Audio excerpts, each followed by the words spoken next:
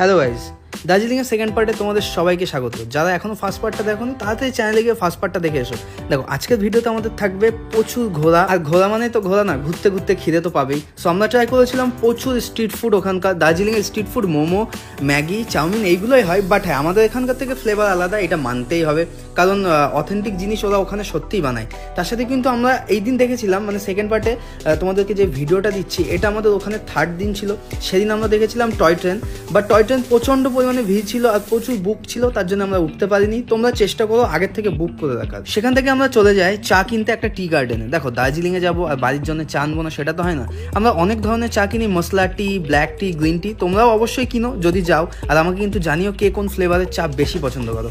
তারপরে আমরা যাই রক গার্ডেন, যেখানে দেখতে পাচ্ছ এরকম সুন্দর একটা ওয়াটারফল রক গার্ডেনে যেহেতু রয়েছে, বাট সব থেকে কষ্টের বিষয় বৃষ্টির জন্য এর ওপরের ভিউটা আরও অনেক বেশি সুন্দর, কিন্তু সেটাই আমরা উপভোগ করতে পারিনি।